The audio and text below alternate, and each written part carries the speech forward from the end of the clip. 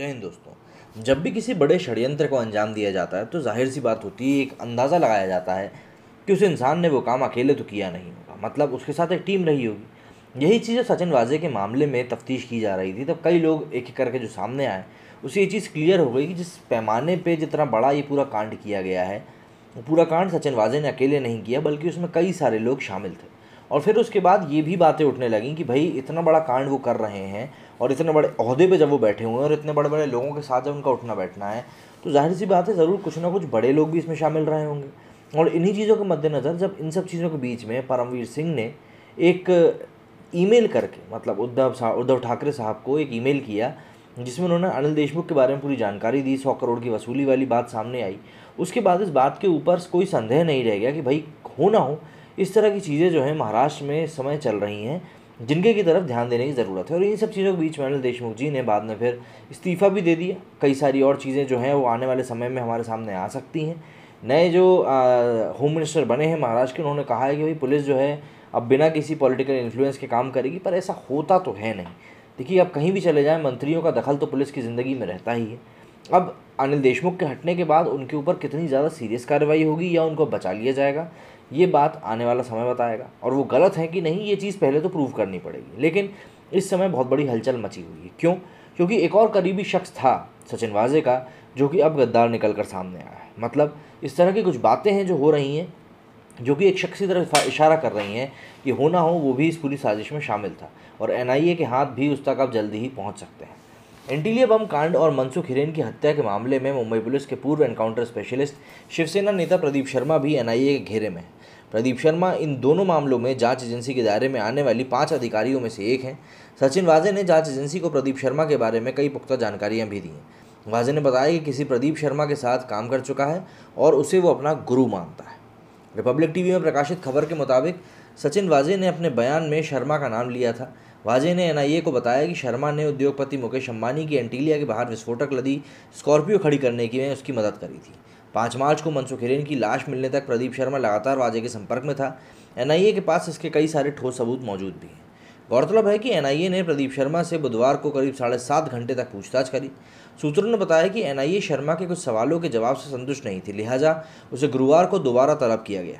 बताया जा रहा है कि स्कॉर्पियो में रखी जिलेटिन की 20 छड़ें वाजे को प्रदीप शर्मा ने ही उपलब्ध कराई थी। अब अगर ऐसा निकल के साबित बात होती है तो ये वाकई में बहुत बड़ी एक खुलासा माना जाएगा प्रदीप शर्मा के केस में कि भाई आखिर उसके पास एक्सेस कहाँ से आया इतनी सारी जिलेटिन की छड़ों का। अब प्रदीप शर्मा कौन है? तो encounter specialist Pradeep Sharma Mumbai police के सबसे चर्चित अफसर रहे हैं। अपने 36 साल के करियर में प्रदीप शर्मा ने करीब 312 लोगों का एनकाउंटर किया। अब वे शिवसेना में शामिल हो चुके हैं। उन्होंने शिवसेना के टिकट पर पिछला विधानसभा चुनाव पालघर की नालासोपारा सीट से लड़ा था। बताया जाता है कि शिवसेना का शीर्ष नेतृत्व भी उनको बहुत ज़्यादा पसंद करता है। मनसुख हिरेन हत्याकांड में गिरफ्तार सचिन वाजे और विनायक शिंदे प्रदीप शर्मा की टीम का हिस्सा रह चुके हैं। उनकी टीम में रहते हुए सॉफ्टवेयर इंजीनियर ख्वाजा यूनुस की पुलिस हिरासत में मौत मामले में 2002 में सचिन वाजे का नाम भी सामने आया था। इसके चलते उन्हें हाई कोर्ट के निर्देश पर निलंबित कर दिया गया था। वहीं विनायक शिंदे को 2006 में हुए लखन भैया एनकाउंटर मामले में आरोपित बनाया गया था। इस मामले में शर्मा तो बाइज्जत बरी हो गए थे, लेकिन शिंदे सहित कई और पुलिसकर्मियों को आजीवन कारावास की सजा सुनाई गई थी। बता दें कि मुंबई पुलिस के जूनियर अफसरों को 100 करोड़ की वसूली का टारगेट देने के मामले में सीबीआई ने जांच शुरू कर दी है। सीबीआई की टीम ने गुरुवार को मुंबई के पूर्व पुलिस कमिश्नर परमवीर सिंह को कालीन के डीआरडीओ गेस्ट हाउस में बुलाकर पूछताछ करी। सिंह के अलावा सीबीआई ने एसीपी संजय पाटिल और एड जयश्री पाटिल का भी बयान यहाँ पर दर्ज किया। वहीं महाराष्ट्र में मुख्यमंत्री ने अब मतलब और भी ज़्यादा कार्रवाई करना तेज़ कर दी, क्योंकि कोरोना के कारण भी कई सारे मामले जो हैं वो लंबित होते जा रहे हैं। और पूर्व गृह मंत्री अनिल देशमुख के इस्तीफे के बाद राज्य में भाजपा प्रमुख चंद्रकांत पाटिल ने एक बड़ा दावा किया है। पाटिल ने गुरुवार मतलब 8 तारीख को कहा था कि राज्य के 2 और मंत्रियों को 15 दिन में इस्तीफा देना पड़ेगा।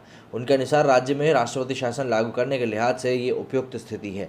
पाटिल का ये बयान मुंबई पुलिस के निलंबित अधिकारी सचिन वाजे का पत्र मिलने के बाद सामने आया, जिसमें वाजे ने देशमुख पर आरोप लगाया था कि देशमुख ने उन्हें नौकरी पर वापस रखने के लिए उनसे 2 करोड़ रुपए मांगे थे। वहीं परिवहन मंत्री अनिल परब ने कॉन्ट्रैक्टर से रुपए इकट्ठा करने को उन्हें कहा था। अब इस तरह की जो बातें सामने आती हैं तो जाहिर सी बात है सवाल और ज़्यादा उठने लगते हैं कि भाई ये किस तरह के माहौल है आखिर जिसमें कि महाराष्ट्र में इस समय पुलिस काम कर रही है।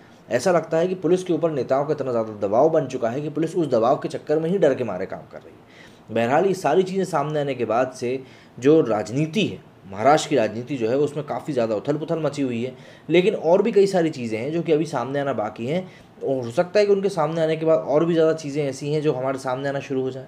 बहरहाल ये सारी चीज़ों के मद्देनज़र रखते हुए इस समय महाराष्ट्र में जो कोविड का हाल है उसकी तरफ भी एक नज़र बनाए रखना होगा, क्योंकि कोविड के हाल इस समय सबसे बदतर महाराष्ट्र में ही है। और अगर पूरे भारत में जो संक्रमण के मामले बढ़ रहे हैं उसमें करीब करीब 40 से 50% हिस्सा अभी भी महाराष्ट्र का ही है। अब समझने वाली बात यह है कि भाई आखिर महाराष्ट्र में इतना ज़्यादा कोविड एकदम से फटा कैसे, मतलब ये जो कोरोना विस्फोट हुआ है वो एकदम से महाराष्ट्र में क्यों हुआ और कैसे हुआ, कहीं इसके पीछे भी कोई कारण तो नहीं है, इसके पीछे सिर्फ और सिर्फ लापरवाही है। बहरहाल अभी तक की स्थिति को देखते हुए तो ऐसा ही लग रहा है कि इन सभी चीज़ों के बीच में सिर्फ और सिर्फ लापरवाही है और कुछ भी नहीं। क्यों? क्योंकि अगर इन चीज़ों को टेक केयर किया गया होता, सही तरीके से रखा गया होता, ये बात मानी जाती है कि चलिए ठीक है, बम्बई में बहुत ज़्यादा भीड़ है, काफ़ी सारा लोग रहते हैं, ऐसे में सोशल डिस्टेंसिंग का पालन करना उतना ज़्यादा आसान नहीं हो पाता। लेकिन अगर आप पब्लिक के ऊपर चालान काट रहे हैं, उनको मास्क पहनने के ऊपर सख्ती दिखा रहे हैं और उसके बाद भी अगर इस तरीके से मामले सामने आते हैं तो कहीं ना कहीं आप अपनी बात पब्लिक तक कन्वे कराने में नाकाम रहे। अब उसका कारण कुछ भी हो सकता है आप दूसरे कामों में लिप्त हो या दूसरे कामों की वजह से आप पब्लिक की तरफ इस चीज़ के लिए ध्यान नहीं दे पाए। लेकिन एक चीज़ और माननी होगी कि महाराष्ट्र में जो लॉकडाउन लगा है उस लॉकडाउन से करीब करीब 40,000 करोड़ रुपए का भारत को नुकसान होगा। जो व्यवसाय होता है वो 40,000 करोड़ रुपए का भारत को अकेले महाराष्ट्र के लॉकडाउन से नुकसान होगा। अब इतना बड़ा जो नुकसान है इसकी भरपाई के लिए किसी को भी जिम्मेदार नहीं ठहराया जा सकता, क्योंकि जिस तरीके से कोरोना ने अपने पैर पसारे हैं पूरे महाराष्ट्र में, पूरे भारत में, बल्कि पूरी दुनिया में, उसके लिए किसी को भी जिम्मेदार नहीं ठहराया जा सकता। बल्कि अमेरिका के पूर्व राष्ट्रपति डोनाल्ड ट्रंप ने जब इस वायरस को चाइनीज़ वायरस कहते हुए चाइना के ऊपर इसकी बात डाली थी कि भाई ये चाइना के वुहान के एक लैब से ये पूरी चीज़ जो है निकल कर सामने आई है, तो उल्टा डोनाल्ड ट्रंप के ही ऊपर लोग चढ़ गए थे कि भैया आप इस चीज़ को इस तरीके से नहीं कर सकते कि भैया वो देश इसमें सम्मिलित है, ये हम रेशिज्म की कैटेगरी में डालेंगे। तो इस तरह की तक लोग बात कर देते हैं, मतलब खुल के किसी को आरोपित करने में तक डर रही है दुनिया। इसी समझ में नहीं आ रही क्यों हो रहा है, जबकि ये चीज़ मुख्य तौर पर बाहर आ चुकी कि भैया जो चीज़ फैलना शुरू हुई है वो चाइना से ही फैलना शुरू हुई है। लेकिन अभी फ़िलहाल हम महाराष्ट्र के ऊपर जब बात करते हैं तो महाराष्ट्र के अलावा कई और जगह हैं जहाँ पे ये चीज़ मामले बढ़ते जा रहे हैं। हालांकि नॉर्थ साइड में भी मामले काफ़ी कम हैं, लेकिन अगर हम लोग बात करें राजस्थान की तो वहाँ पे भी स्थिति बिगड़ती जा रही है। वहाँ पे वैक्सीन के डोजेज अब बचे नहीं हैं, कई सारे सेंटर्स हैं जो कि बंद कर दिए गए हैं। और यही हाल अब धीरे धीरे गुजरात का भी होता जा रहा है, क्योंकि सेंटर का विरोध करते हुए पहले विपक्षी पार्टियाँ ये कह रही थी कि भाई गुजरात के ओर तो बहुत ज़्यादा वैक्सीन दी जा रही है, वहीं जो गैर भाजपा शासित राज्य हैं वहाँ पे कम दी जा रही है। अब जो मामला सामने आया है उसमें गुजरात में तक वैक्सीन ख़त्म होने वाली है। अब देखना ये होगा कि आने वाले समय में किस तरीके से इन चीज़ों को केंद्र सरकार राज्य सरकारों के साथ मिलकर सुलझा पाती है, क्योंकि अगर ये सुलझा नहीं पाते हैं तो परेशानी सीधे तौर पर आम नागरिक की ही बढ़ेगी, और जो ऊपर बैठे हुए आला कमान के लोग हैं उन लोगों को इससे कोई बड़ा फ़र्क नहीं पड़ने वाला है। ये बात ध्यान रखिए। उम्मीद करता हूँ जो बात मैं आप लोगों तक पहुँचाना चाहता था वो आप तक पहुँच गई होगी। मेरे इस वीडियो में फ़िलहाल इतना ही। अगले वीडियो में आपसे जल्दी ही मुलाकात होगी। जय हिंद, जय भारत।